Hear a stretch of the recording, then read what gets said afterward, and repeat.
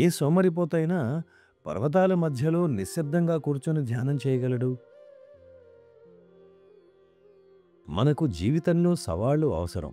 For example, if you want to build your muscles or six packs, ఉదాహరణకు మీకు six pack కావాలంటే రోజు జిమ్కి వెళ్ళాలి. ఇవాళ వెళ్ళి మళ్ళీ 3 నెలల తర్వాత వెళ్తే లాభం లేదు. ఆధ్యాత్మిక సాధనలకు కూడా ఒక విధమైన నిరోధకత, సవాళ్లు అవసరం. and where can you find a better challenge than having to face day-to-day affairs in the business world? రోజువారీగా మన వ్యాపార ప్రపంచంలో, కుటుంబ జీవితంలో ఎదురయ్యే సవాళ్లకు మించిన సమస్యలు ఏమున్నాయి? ఆ సమయంలో మీరు ప్రశాంతంగా ధ్యాన స్థితిలో ఉండగలిగితే అదే మీకు శిక్షణలాగా ఉపయోగపడుతుంది. అడవులలో, పర్వతాలలో కాదు.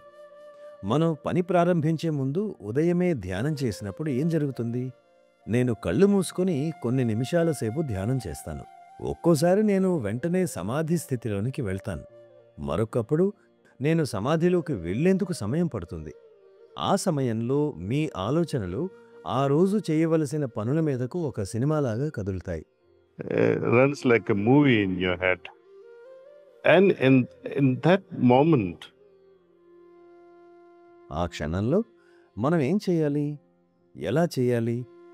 దేనికి ఎంత సమయం కేటాయించాలి? ఏ పనులను వదులుకోవాలి?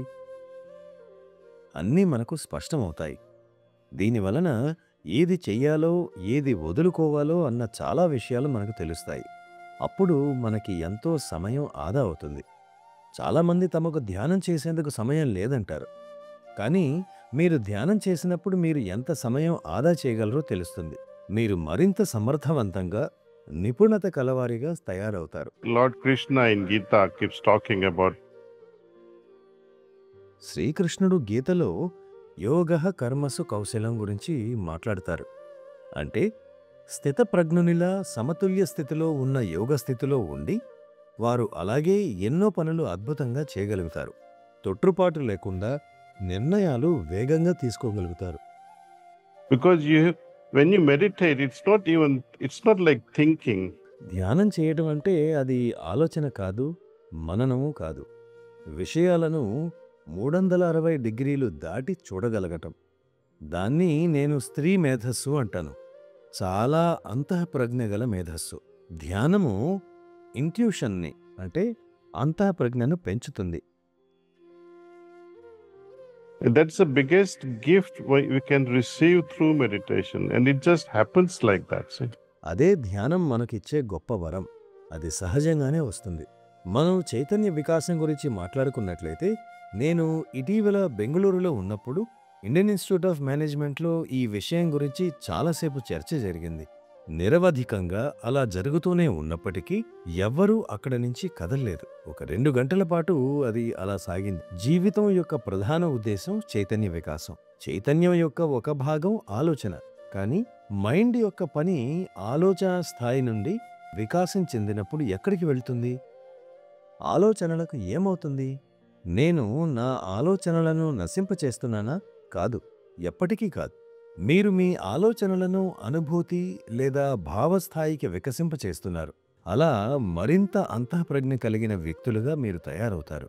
అందుకే నేను తరచూ చెబుతాను, మీకు తెలుసా, స్త్రీలు, మన సోదరీమణులు, వారు సహజంగానే అంతఃప్రజ్ఞను కలిగి ఉంటారు. సమవయస్కులైన పురుషులతో పోలిస్తే ఉన్నత చైతన్య స్థాయిని కలిగి ఉంటారు. ఈ చైతన్య స్థాయి భగవంతునిచే వారికి బహూకరింపబడింది. Try this out.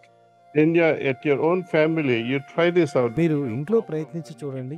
మీరు ఒక సమస్య గురించి రోజులు, నెలలు ఆలోచిస్తూ ఉంటారు. ఆ సమయంలో మీ భార్య ఏమైందండి అని గాని, మీ తల్లి ఏమైంది బాబు అని గాని అడుగుతుంది. మీరు మొత్తం కథ చెప్పేటప్పటికే వాళ్ళు ఆ సమస్యకు సంబంధించిన సమాధానం చెప్పేస్తారు. ఇలా చెయ్యి అని. వారు సమస్య యొక్క వివరాలు వినకుండానే ఒక సరైన గొప్ప పరిష్కారం ఎలా చెబుతారు? అది వారి అంతఃప్రజ్ఞ.